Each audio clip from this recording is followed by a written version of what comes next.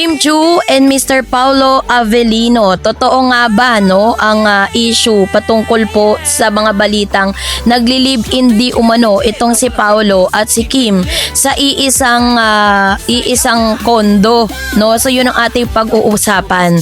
So pero syempre yan, bago yan, if you haven't subscribed yet to my YouTube channel, please don't forget to like, share, and subscribe at i-hit mo na rin ang notification bell for more showbiz updates. Bago tayo of course magpatuloy sa ating updates for today's video, nais ko pong pasalamatan kayo for always watching and trusting this channel. Thank you so much sa inyong laging panonood at palagi ang pagsubaybay sa mga updates po natin. Maraming salamat po.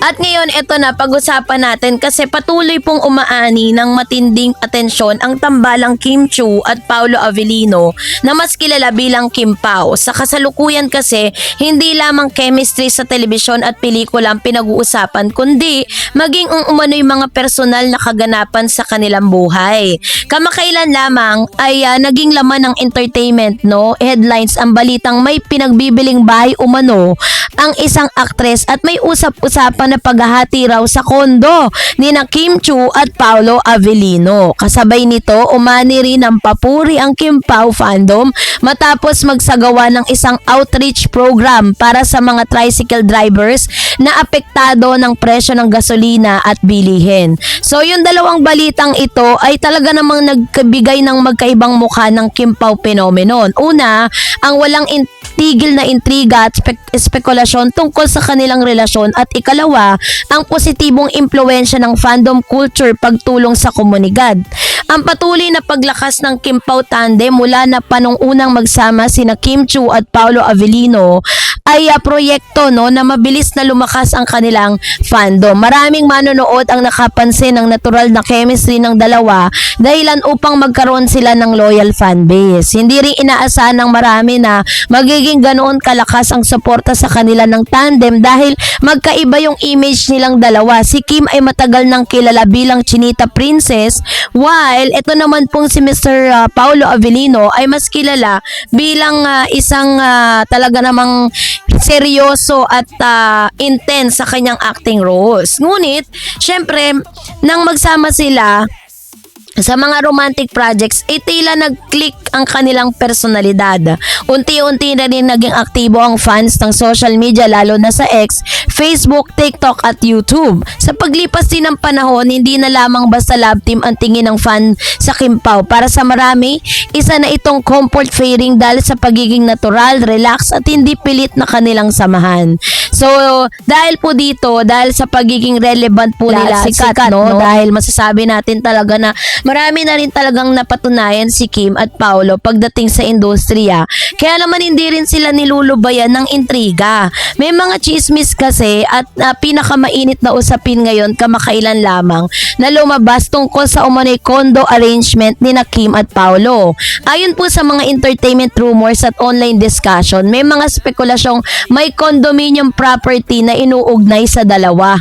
Grabe. May mga netizen pang naglabas ng sari-saring teorya.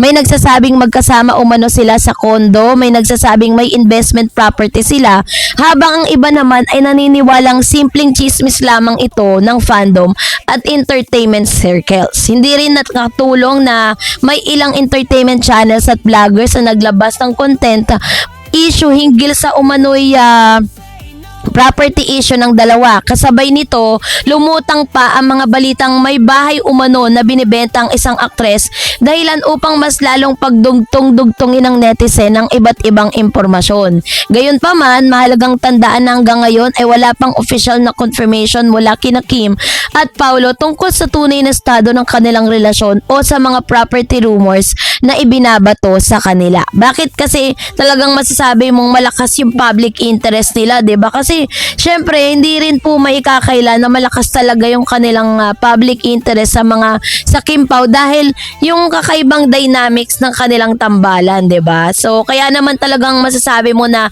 lahat ng gagawin nila binabantayan ng publiko. Even ito pong chika na ito na lumabas na talagang meron silang condominium na kung saan share sila, 'di ba? So ang point of view lang natin with regards to that is that kung Kasi kapag bibili ka ng isang property, alam natin na ipapangalan yun sa mag-asawa. Kung kayo po ay mag-asawa na, so magiging conjugal property nyo yan. At if ever, whatever happen, na kayo maghiwalay or what, isahatiin nyo po talaga yung mga property na yan. Or else, ipapamana or mapupunta yan dun sa magiging o sa kapartner mo kung sakasakaling mawala na yung kapartner, 'di ba? Pero sa case kasi ni Kim at saka ni Paolo, kung nag-share na po sila at hindi pa rin naman sila legal na kasal, hindi ko alam kung ano yung arrangement, 'di ba? Doon po sa na yon, sa condo. Kasi sa mga condo kasi parang rent to own yan Nagbabayad ka monthly ng mga condo dues, lahat ng mga yung rent mo, 'di ba? Every month. Tapos nagbabayad ka ng yung taxes, yan. Yung mga binabayaran yan. Kasi dati nag-condo kami pero iniwan namin dahil sa sobrang daming bayarin, 'di ba? So dahil dito, ayun, yan yung pinag-uusapan at marami rin talaga na parang natuwa dun sa balita na yun. Kasi kung ginawa nila yun, ibig sabihin, in totality, nagle-live-in na sila sa isang condo. 'Di ba? Ang sarap isipin na talagang iba na talaga ang level ng relationship ni Kim at ni Paolo kung ganun ginagawa na nila tong mga bagay na ito. At the same time, kung sakali namang ginagawa nila ito, desisyon nila yan at wala naman silang tinatapakang tao, single naman sila parehas, 'di ba?